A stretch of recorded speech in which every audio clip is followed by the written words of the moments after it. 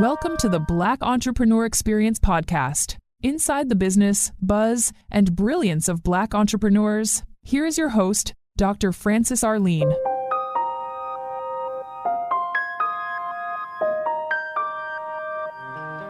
What happens in Vegas goes all over the world on Black Entrepreneur Experience episode number 548.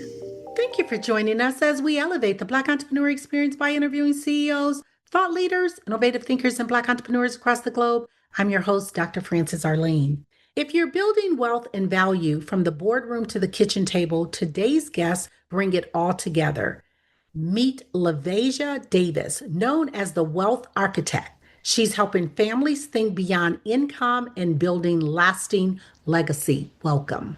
Thank you. Now I'm happy to be here, Dr. Frances. I've given our audience such a brief bio. Why don't you fill in the gaps and share with our audience what you'd like them to know about you and your business?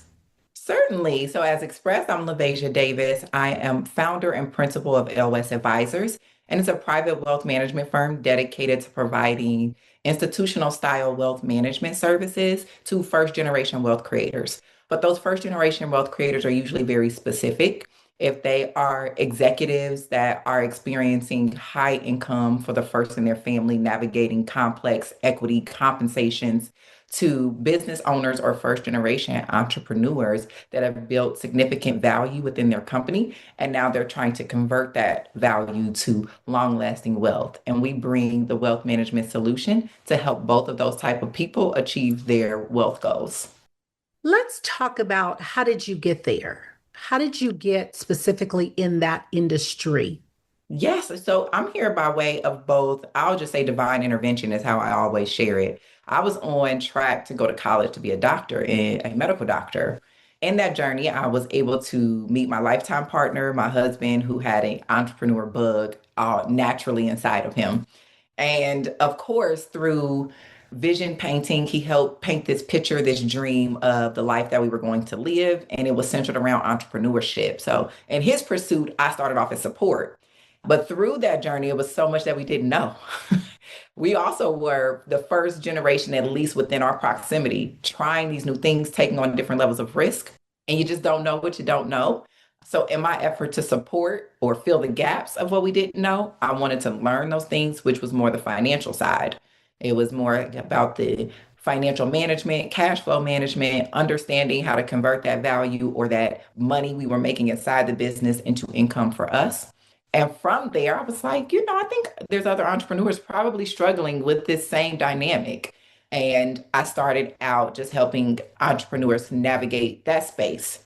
However, life also threw a traumatic experience my way where we lost a family member, a very close family member, my brother.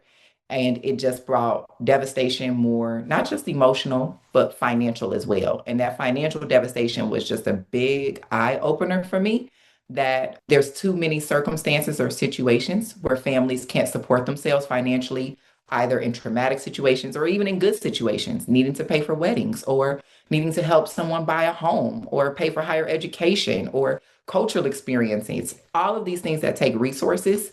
So because of those two experiences, not only did I dedicate to entrepreneurs and helping them actually build that wealth outside of their business, but helping families come together and create family wealth that can last for multiple generations.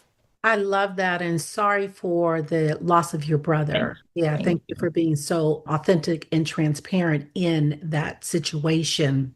One of the things that I've seen over the years is how are you talking to individuals? Because a lot of times we don't want to talk about that death. Mm-hmm. We do want to talk about the good times, planning for the weddings and those things. But even financially planning those things can be a little bit challenging. How are you cutting through the noise or the resistance? Well, fortunately, I think we stand in a very different environment right now. Once upon a time, those conversations were taboo or challenging to have. Okay. But due to rising generations, those conversations are becoming way more explicit, like direct about money and wealth and succession and what are we supposed to do in these emergency situations. The conversations are actually attracted already. Thankfully, I love the progress that we're making because it was a point in time where that was a fight to have those conversations. But now they're a lot more open. Now it's not so much about navigating through the resistance. It's more of the first part you said of the noise, because now we're inundated with information. And now we're like, should I do this? Does this apply to me? And navigating information is now a lot harder than it was to break those barriers that we once had of, no, we don't have those type of conversations. And I like that when you talked about navigating information, because I believe with us, and we'll talk about AI, we're in a season where you don't know what's true and what's not true. Mhm. How do Mhm. you help your clients to vet the truth? Well, we believe in counsel strongly. Vetting the truth comes with a sound counsel board, people that with experience that you can run this information by. It's a philosophy and a principle that we stand by, which is why we aim to be that counsel board for our clients in every aspect of their wealth, as wealth is made up of multiple domains. And now you're trying to figure out how to piece all these domains together without the expertise. So instead of you trying to vet it yourself, you just have the counsel board that can easily deter information or practice discernment. Yes, this is true. No, this is not true. Yes, this applies to you. No, this doesn't apply to you. This is that potential outcome. And being able to have that ping pong conversation is, I think, one of the most important aspects of planning, period. You need to be able to run these ideas by someone. Advice you wish you had followed. Understanding that hindsight is insight, which was foresight. Mm. That was something that was shared with me at a very young age, but I didn't comprehend it that I do today. And let me tell you how I receive it today and how I would hope someone receives it as they hear it. When we say hindsight, we're thinking about looking back. And when we're thinking about insight, we're thinking about the present moment and foresight into the future. But being able to put those in perspectives. Hindsight are those who have experience and wisdom and things they've already gone through ahead of you. So always seeing authority or someone with experience as hindsight that you can benefit from, that can give you insight to your current path that you can use as you navigate your journey. And I didn't understand that when it was told. And now I treat experience and wisdom like gold. I'm just like, if because you're going to get it too after this. Like, Dr. Francis, I want to know, I want to know what you know too. But I love hearing about your challenges that was there along your way, what you would have done differently, and how I can apply that today. So if I would have captured that at the time it was told to me, who knows how much further I would be. But that is just advice I wish I could have comprehended a lot quicker. And let's translate that into entrepreneurship. What is something you wish you knew before starting the business that you know today? That's tricky because entrepreneurship, only action brings clarity. Mhm. You really don't know how you're supposed to do things until you attempt to do it and see that you did it wrong, and then you have to go back and correct it. It's very difficult to get insight without the experience. So I love how we had to learn along the way. I'm not sure if there's something that I wish I knew at the start, but I just wish that my decision framework was tight earlier. How to make decisions. If anything else had a decision making framework earlier in your entrepreneur journey, can save you a lot of time and a lot of mistakes. But you have to kind of go through them in order to develop your skill. Like, what am I good at and what weaknesses need to be filled? I love that because a lot of times we as entrepreneurs, we stay in this analysis to paralysis state because we don't understand that. And that is a value bomb when you said that only action brings clarity. And we Mhm. think that if we ask someone else or if it's the doing that's going to bring the Mhm. clarity. And we're going for perfection. And sometimes we have that fear or imposter syndrome that we don't Mhm. move forward. So that was really amazing that you dropped that value bomb. And I want you to have a monologue. I want you to name this person, living or not, that has inspired you so much. Who is that person and what are you saying to that person? I am heavily inspired by Carla Harris living. So, Carla Harris inspires me as a woman in this male dominated industry to lead with my authority, with my assertiveness, and to not feel bad about it, and to take charge, and to all of the different values that I've learned from her along the way, the care for everyone in the room, not just higher ups or those that are in higher positions, the leadership qualities that you have to have, the dedication that you have to have. I've stemmed a lot of that from Carla Harris. So I just say, if anything, I want to express gratitude. Thank you for carving the way. Thank you for taking the steps in 15-inch snow so it's easier for me to come down the road. So, and that monologue is gratefulness, it's gratitude, it is an exchange of that hindsight. Like, tell me what you know that I need to know now, and just using that as building blocks and holding that information near and dear. You left a little gap that I want you to fill in when you talked about you were supposed to go to grad school, not Mhm. go to med school. At what point did you pivot? And did you pivot into more college? Did you pivot into corporate? Or did you pivot straight into supporting and you guys went right into entrepreneurship? At the time, we owned a headhunting business, is what it's called now. We did staffing and recruiting.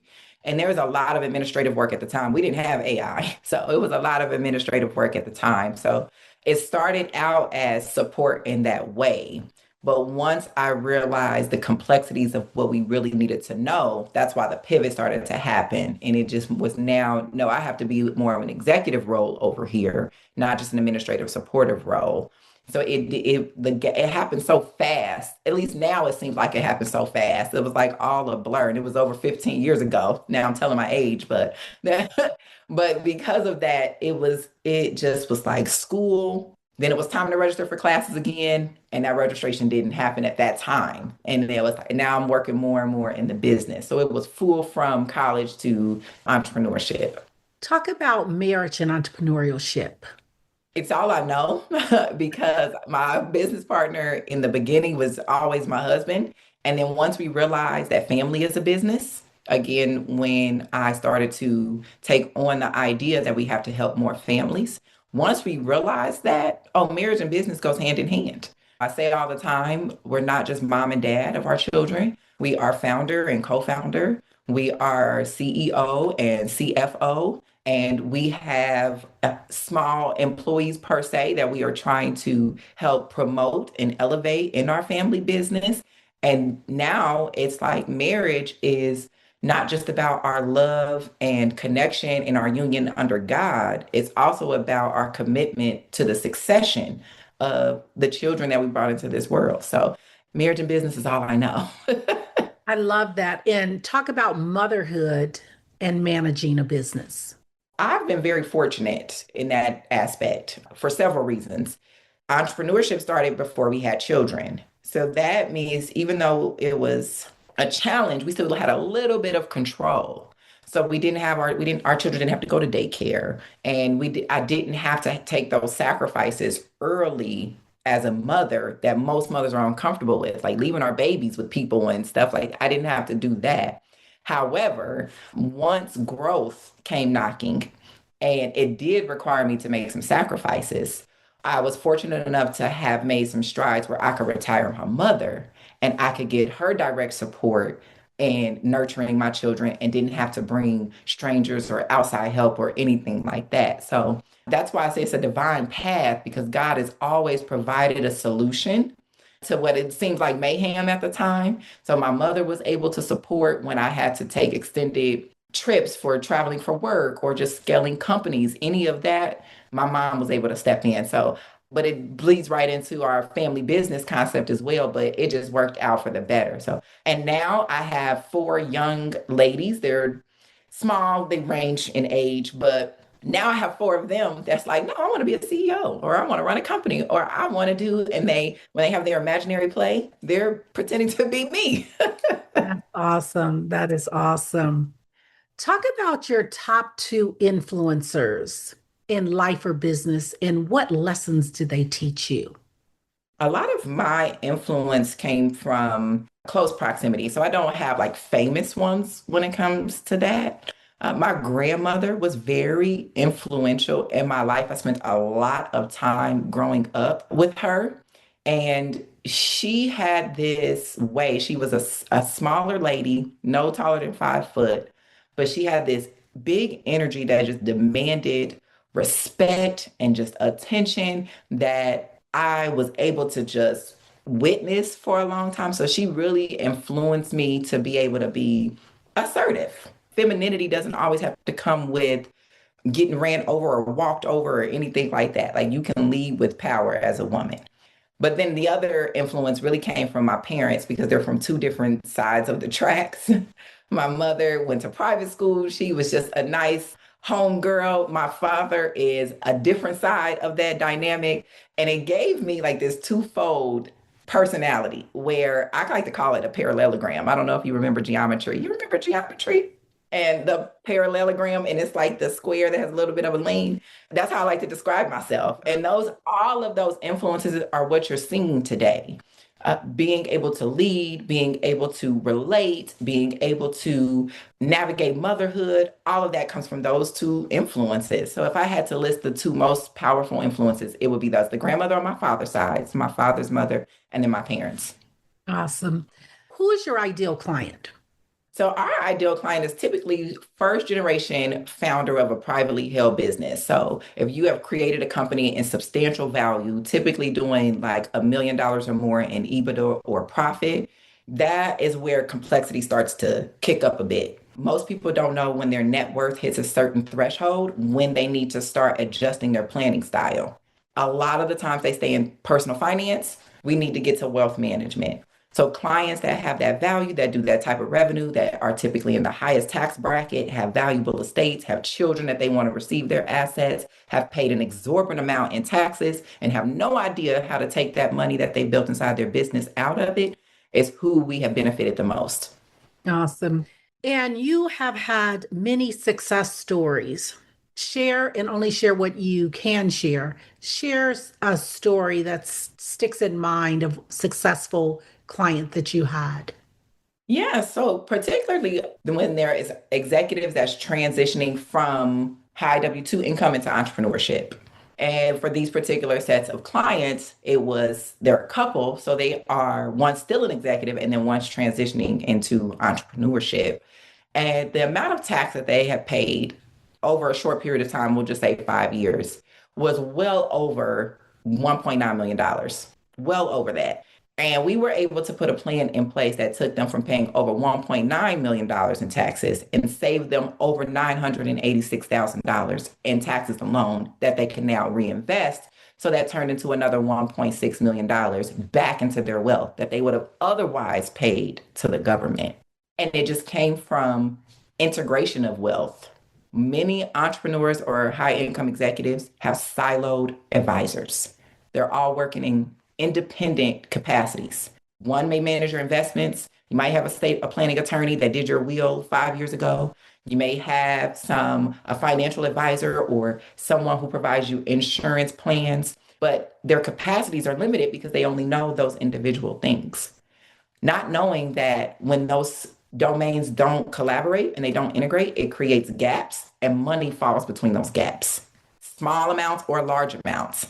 And now just through integration, bringing all of those moving pieces into one plan, into one coordination can create those dramatic savings and create a substantial amount of wealth that you can actually pass on to your children to give them the opportunity to start ahead versus what we've experienced in multiple generations where we're starting behind the starting line. And what is something we as consumers, we don't know about wealth building that we should know? That your wealth is a business. And whether you are in business ownership, entrepreneurship, or not, your wealth is always a business that requires oversight, management, and measurement of return on investment. Just like you have to have a business that makes money, you have to have a place or a business for your money to grow and be preserved. And that's going to pass the baton over to the next generation.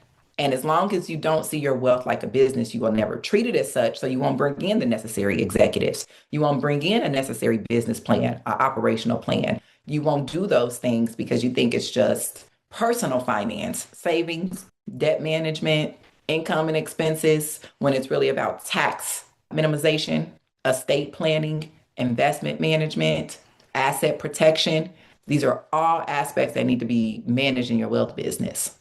I love that. And one of the things that's always puzzling is how individuals that are the one percenters, and how they can have so much wealth, so much income, yet they pay the least amount of taxes. Mm-hmm. And individuals who are barely getting by, just like you were saying, they're paying absorbent amount of taxes. And Mm-hmm. how do you, we're not telling you to avoid taxes, but Mm-hmm. how do you put in tax strategies that you are paying less taxes, or that you are redistributing that to a wealth strategy? Absolutely, because that's why you want to think of your wealth like a business and think about how it can contribute or expand. So those tax benefits come from, they're not free. Those tax benefits or the ability to minimize your taxes comes from you contributing capital in other ways. So it's who much is given, much is expected. So your charitable and philanthropy efforts matter. If you're giving back, yes, you should receive a tax benefit for that. If you are investing in infrastructure that's going to support the community, yes, you should receive a tax benefit for that. So that's still money that has to be invested in a tax plan. So look at your wealth business. Where can I put this money that's going to help me expand and make an impact?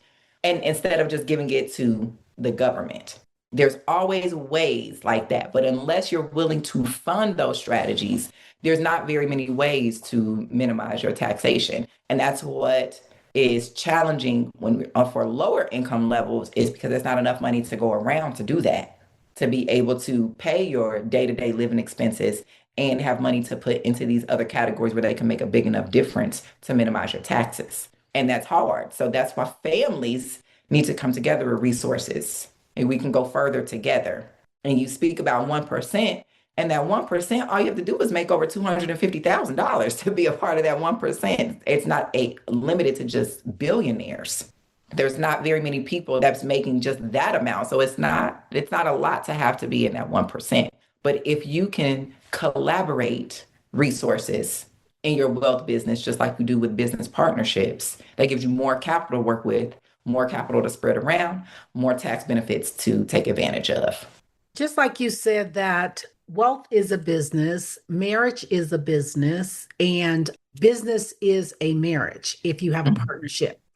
How do you vet those individuals strategically for growth to happen and for wealth to expand?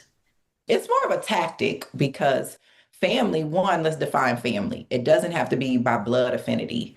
It can be who you have direct affinity to. If you've had a relationship, a friendship, a kinship over 20 years, and this is someone that you value and trust, that can be considered your family. When we're talking about vetting them, we want to go a little bit further. Not so much as like a vetting process, that probably could be the terminology for it, but skill set. It's about skill set.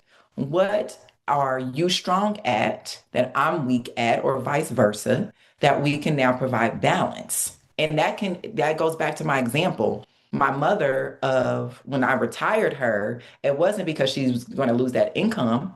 That was money that I would have had to pay for childcare anyway. So practicing our family economics is, hey, we retire you from having to go work and earn income elsewhere, and this becomes your income source, and I'll circulate that money to you because my mother has been a caregiver for over 40 years. She's naturally a nurturer. That's her skill set. So I wasn't taking her out of a comfort zone. I just shifted how she made her money. And now that's a shift in income from me. That's income that I don't have to get taxed on because I've shifted it to my mother that's in a lower tax bracket. So that's a strategy. Find the skill. How can you connect an income or some type of capital source to that skill? Because it's not my skill. I'm not really good at it, or it's a skill that I'm missing, and build it into the family economics or the wealth business. So vetting sounds to me, that sounds like, can you do what you said you were going to do? But if you have a relationship with someone, you already have an understanding of what they can do. Now it's just about thinking outside the box on how you can apply that to the wealth business. I like that. What would you say your zone of genius is? Strategic planning. I like to see things on a big board and then see the moves and say if this move takes place, what's going to happen next? What's the next three moves? So I'm the strategic planner, both in structure, investment planning, insurance planning, being able to pull all those pieces together, which has led to our experience of managing multiple domains. That's why we could get into discussing estate planning to a degree, because we're not attorneys, and I don't want to imply that, but just from a structural standpoint. Strategic planning, especially when it comes to building the family business for the first time, it is just my forte. I was thinking about another word, but I think that's a better word to use. Yeah, I like that. Thank you for that. What is the takeaway from this conversation? What do you want the audience to leave with? I want the audience to leave with wealth management is no longer a luxury, it's a requirement. Majority of our wealth is lost, not through just bad investments, but because the lack of succession planning. In order to have a succession plan, you have to have something to plan around. So the only way we're going to do that is by creating wealth, cultivating it, and keeping it in the most tax efficient way in order to transfer it over. So it's no longer a luxury. It's no longer limited to those that are of, I'll say, the 0.01%. Even those in that 1%, because remember that's only over 250,000, need wealth management, and for all of those domains that I've listed throughout the conversation. And for those who are listening, at what point should you start having those conversations? Immediately, because as long as your wealth business is going unmanaged, that's wealth that's slipping between your fingers that you're losing every single day. So you need to have conversations with advisors and understand, what type of advisor are you? Are you a specialist that only focuses on one area of my wealth? Or do you have multiple expertise where you can manage multiple pieces of my wealth? And you're going to need that quarterback unless you feel like you can quarterback it. Unless you feel like, hey, I can speak the language of estate planning attorneys, CPAs, investment managers. I don't mind learning that language or taking the time to teach myself a new skill. But let me take a step back and even phrase it like this. The only way wealth is going to be created in a family and kept in a family is if there is a CEO and the family business leading with intent. Intentionality leads to wealth. It's also what I would leave the audience with. I like that. There are so many brands and businesses that are dominating. Talk about a brand or business that's dominating that you admire and why.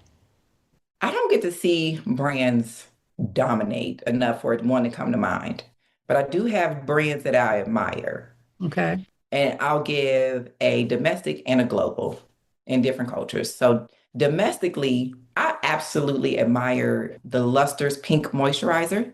That is a third generation Black owned family brand, still located in Chicago, Illinois.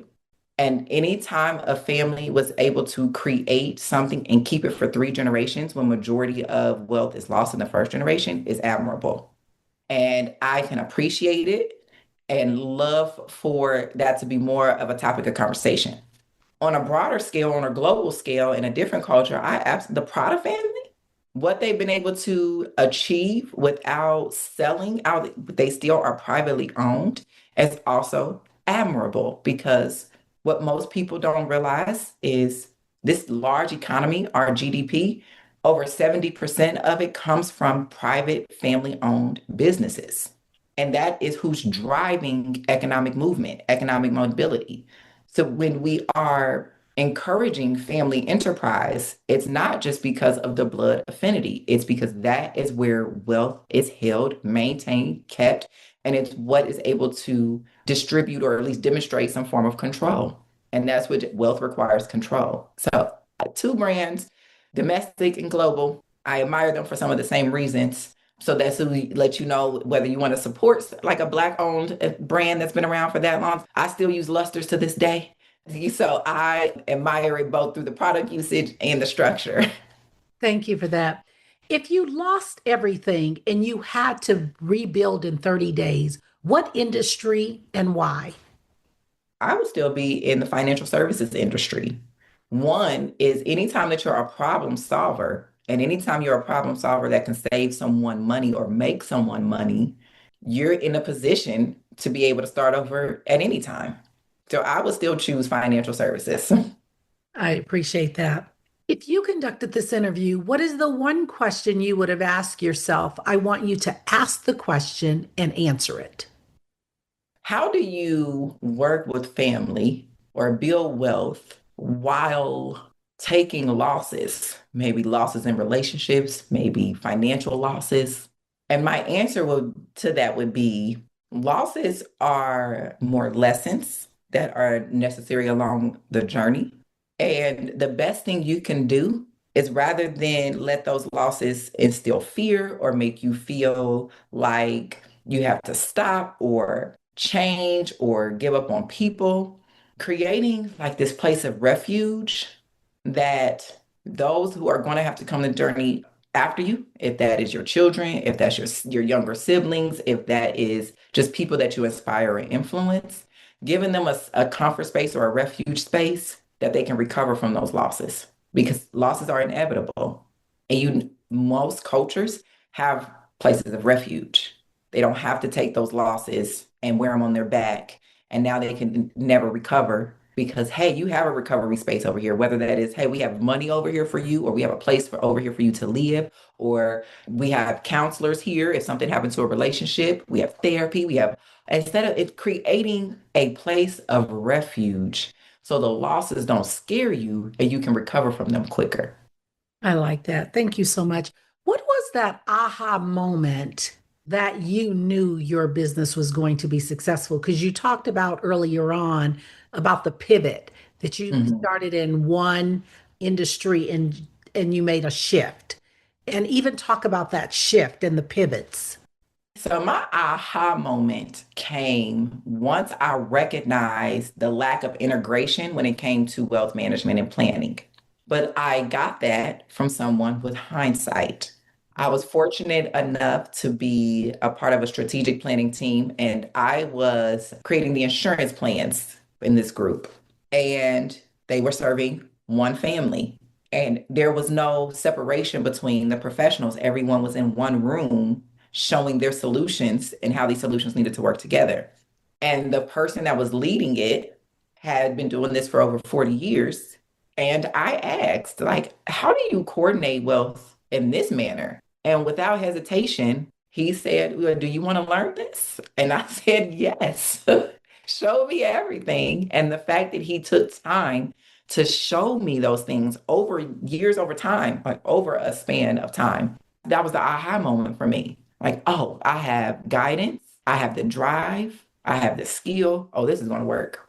Oh, Nice. this is going. So that was my aha moment. Pivoting was more of a reaction. It was a reaction at the time of what was happening. Like it's while I was in school and my husband was struggling with, just all of the moving parts of his business and then just stepping in for support. That was just me reacting to that need. And then losing my brother and watching my mother not afford to grieve. She had to go right back to work because the resources were so limited on being able to bury him or her to take time off work to heal. And not only did we not have that individually, but collectively, it was like, oh, now I have to help families. Now, being in this position was a reaction. So this, like, I'm just responding, understanding that things are not happening to me; they're happening for me, and I'm just taking it as, okay, God, your will is sending me this way, and reacting to that. Now, I probably can be a little bit more proactive now, but my pivots came from reaction. hmm And so, if I hear this correctly, is that moment of pain propelled you to where you're at, not only the passion piece, but also in terms of purpose? Absolutely, Yeah. Thank you. absolutely. Thank you for that. What is something that you need that you don't have that would help you move the needle forward? I think in this time, I think I would benefit greatly from having more senior married couples around. Like the reason why I think that can move the needle forward because the strength of your marriage makes you the strength of the individual is the strength that you're able to put out into the world, like your output. So I think that and this could just be an individual experience, but I've heard it amongst a small sample size that married couples don't have a whole lot of other married couples to counsel with because marriage is so tough. And I just think that that's helpful. That would move, it just creates clarity. Okay. So I think that's one thing that can help move the needle forward, surrounding us with other married couples that have more longevity than us. I like that. Thank you so much. We've come to the part of our interview. It's called the rapid round of fun. I'm going to ask you a series of questions, and I'd like you to give me very quick answers. If there's something you desire not to answer, feel free to say pass. Are you ready for the rapid round of fun? I'm ready. Your first job. McDonald's. Your favorite comfort food. Cake. What food you eat every week, no matter what? Cereal. Your favorite singer or rapper. So my favorite rapper is Lil Wayne. I don't have a favorite singer. Your favorite dance song. Any line dance song. Anything that got a line dance to it is all my favorite. Workout or hit the couch. Like a gym workout, yeah, I struggle there. But I consider line dancing. I'll line dance in my living room, and that'll be a workout for me. Absolutely. Well, we want to thank you so much for joining us on Black Entrepreneur Experience Podcast. Before we let you go, share with our audience the best way for them to reach you, to do business with you, and feel free to leave all of your social media handles. Thank you. So thankfully, all of my social media handles are my name. So I'm sure there'll be a spelling provided, but it's LaVaisha. Last name Davis, Davis, on all platforms, LinkedIn, Instagram, Threads, as well as Facebook. That all of those profiles also have direct links in them where you can learn more about our firm, LOS Advisors, or if you're ready to take a step further, if you are in that description that we went through today of the type of clients that we serve, how to set up a time for us to have a conversation as well. So all social media platforms, as well as all any of those links that's available in those profiles. Thank you so much. That's a wrap. Thank you for listening and subscribing to Black Entrepreneur Experience. We would love for you to leave a review and rating on iTunes and share with your friends. For show notes and more episodes, go to www.beepodcast.com. Join us next Wednesday, and remember, green is the new black. So keep your bank accounts and your business in the black.